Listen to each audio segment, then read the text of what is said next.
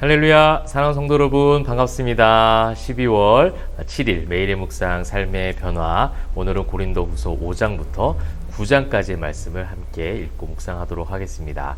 자, 이제 고린도후서 5장에는요, 이제 성경적 내세 신앙에 대한 부분이 나옵니다. 내세 신앙이라는 것은 이제 우리가 이 땅에서 세상을 버타며 살아가고 이 땅에 발붙이고 살지만, 근데 우리가 돌아갈 본향이 어디인가에 대한 개념이죠.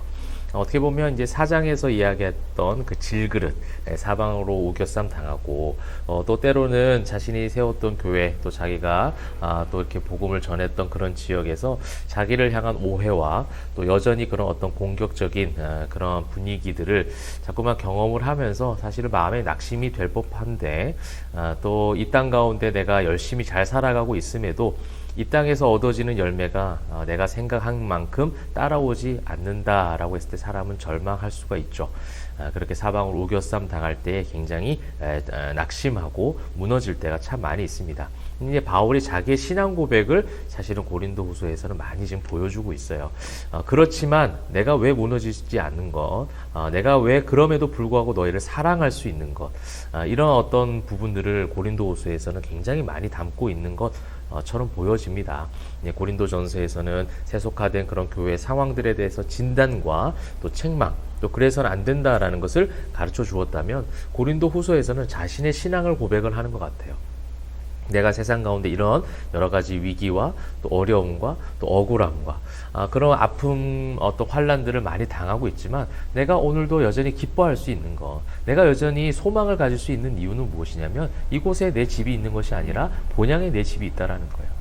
사랑하는 성도 여러분, 저와 여러분이 예수를 믿는다고 하고 교회 생활을 하고 또 신앙생활을 하면서 일상 가운데 예수 그리스도의 제자로서 열심히 살려고 애쓰고 있습니다.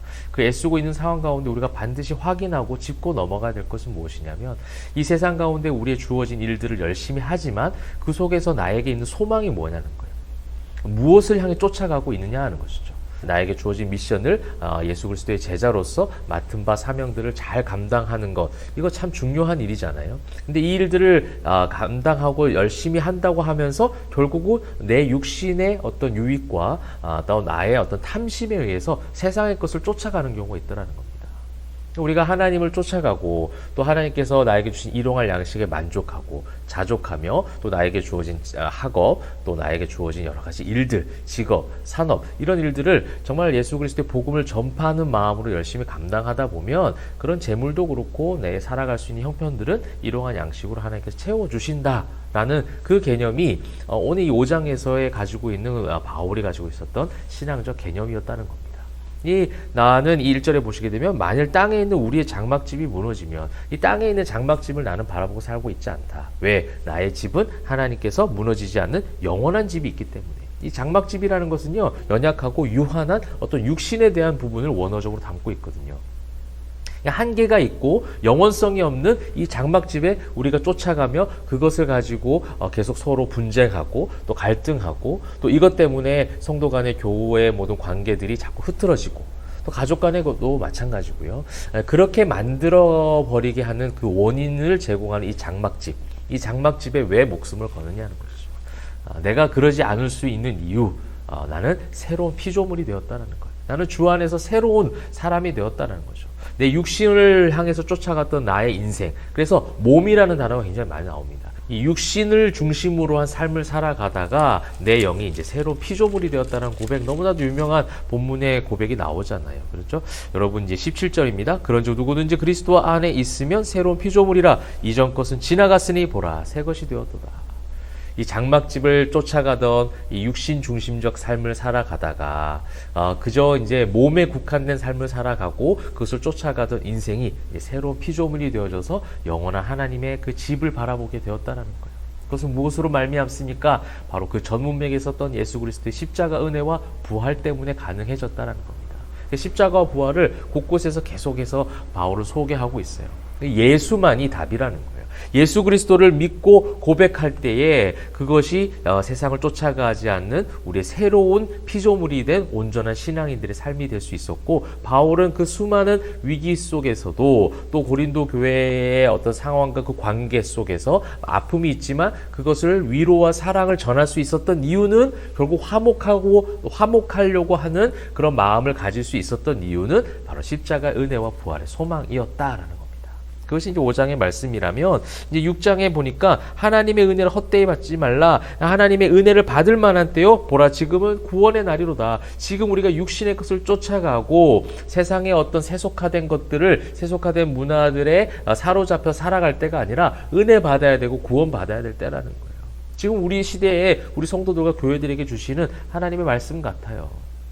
그렇죠? 세상에서 자꾸 유명해지려고 하고 세상에 돈을 채우려고 하고 세상의 것을 쫓아가려고 하는 인생들에게 지금 바울은 자신의 신앙 고백과 함께 고린도 교회 성도들 역시도 하나님께서 그 구원을 주시는 그때 구원의 은혜를 붙잡으라는 거죠. 그 구원의 은혜를 붙잡을 때에 세상에서 무명한 자 같아도 유명한 자고요, 죽은 자 같으나 보라 우리가 살아있고, 징계를 받는 자 같으나 죽임을 당하지 아니하고, 근심하는 자 같으나 항상 기뻐하고, 가난한 자 같으나 많은 사람을 부요하게 하고, 아무것도 없는 자 같으나 모든 것을 가진 자로다. 세상이 감당치 못할 만한 엄청난 신앙적 고백이 여기서 이제 나오기 시작하는 거예요. 질그릇 같은 존재이지만 내가 왜 보배로 온가?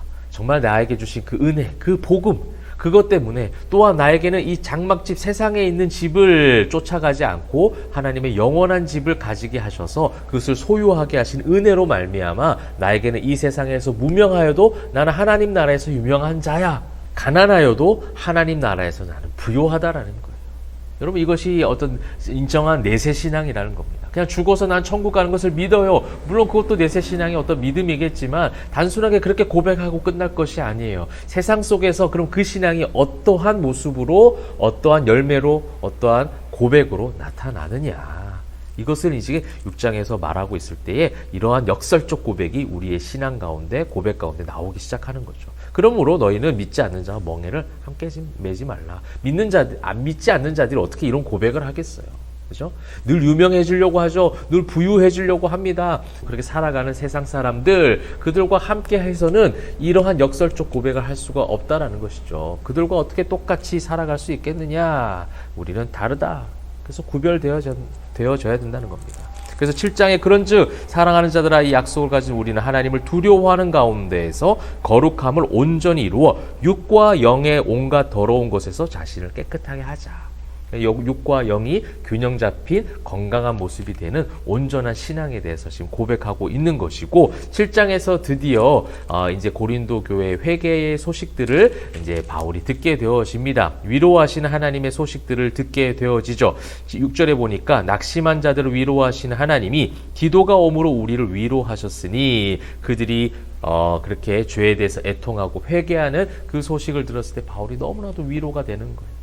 바울의 가장 큰 기쁨은 이거였다는 거예요. 세상에는 장막집이 커져가는 것이 기쁨이 아니었고, 제갈 길로 가던 양 같은 존재들이 지금 회개하고 돌아오고 있다는 거예요. 이 목회자들에게도 이것이 가장 큰 기쁨이 돼야 되는 거죠. 그죠? 그게 진짜 목회자 아니겠습니까? 성도들이 돌아오는 것이 너무 기쁜 거예요. 지금 자신들이 이 바울이요, 이 사도들과 함께 그렇게 근심했어요. 고린도 교회 어떡하나, 그렇게 하나님의 뜻대로 한 근심을 가지고 기도하고 그들에게 정말 회개의 영이 임하기를 그렇게 바랬던 바울이 이 기쁜 소식을 들으니 9절에서 내가 지금 기뻐하면 너희로 근심하게 한 까닭이 아니요 도리어 너희가 근심함으로 회개함에 이른 까닭이라. 너희가 하나님의 뜻대로 근심하게 된 것은 우리에게서 아무 해도 받지 않게 하려 함이라. 그들이 돌아온 것에 대해서 너무나도 기뻐하고 있는 거예요. 그래서 간절함으로 그것을 통해서 위로와 기쁨을 경험하고 있다는 것을 7장에서 얘기하고 있는 겁니다. 여러분, 이 고린도 전서로 끝나는 것이 아니라 이 고린도 후서의 놀라운 변화와 그 관계 회복의 역사들이 우리 포에마 교회 성도님들 삶 가운데 가득하길 바라고요. 성경에 있는 성도님들 삶 가운데 가득하시기를 바랍니다. 그리고 이제 8장, 9장에는 연보에 대한 부분이 나오고 있어요. 헌금에 대한 부분 우리가 참 많이 관심이 있는데요. 간단하게 이 연보라는 글자, 이것이 이제 한자로 말하면 버릴 연이에요. 내 것을 버려서 도울 보죠. 돕는다는 거죠. 그러니까 이 헌금에 대한 어떤 용도, 연보, 성경에서 나온 연보는요, 나의 것을 들여서 많은 사람들을 구제하고 돕는 아주 착한 일에 쓰임 받는 그런 어떤 제도가 바로 연보와 헌금입니다.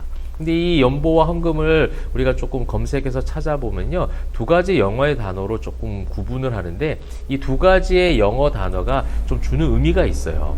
그러니까 이제 첫 번째 연보, 하나님 앞에 정말 온전하게 성경적으로 드려지는 연보의 영어적 그 단어는요, offering이에요, offering.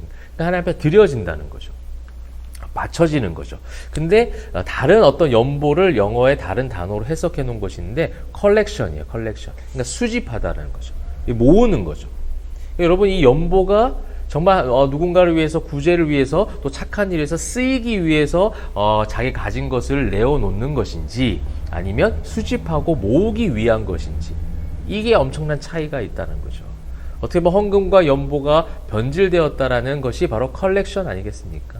수집하는 거예요. 자꾸 모으는 거예요. 무엇을 위해서? 우리 교회 확장을 위해서, 우리의 배를 불리기 위해서. 모은다는 것은 바로 그거잖아요.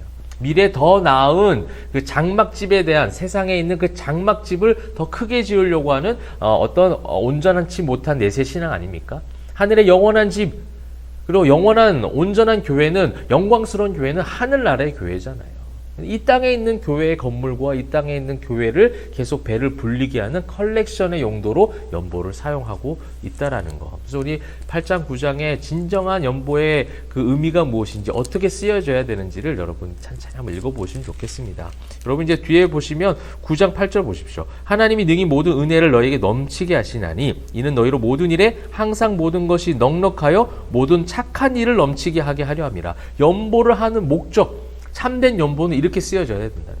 아가도스, 착하다, 선하다, 정말 좋은 일, 착한 일에 쓰이기 위해서, 그래서 불쌍한 사람들을 구제하고, 정말 헌금이 그런 어떤 연약한 영혼들을 위해서 쓰여지기 위해서 내 것을 버려서 누군가를 돕는 식으로 가야 되는데, 그런 오퍼링으로 하나님 앞에 드려져서 하나님께서 우리에게 주신 축복으로 내려와야 되는데, 그러지 않고 컬렉션으로 그냥 계속 수집하고 모아서 자기의 배를 불리고 착한 일에 사용하지 않는 것이죠.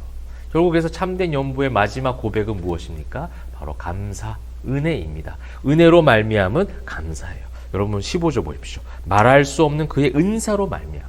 이게 하나님께서 주신 은혜잖아요. 우리가 하나님 앞에 오퍼링, 하나님 앞에 드릴 수 있는 것도 하나님께서 우리에게 주신 은사예요. 내가 가진 것이 많아서, 내가 마음이 선해서, 내가 드릴 것이 있어서 그렇게 드리는 것이 아니라 은사로 하나님 앞에 드려지는 거죠. 자원하여 하나님 앞에 드릴 수 있는 것은요, 하나님께서 우리에게 그 마음을 주시지 않으면 불가능합니다.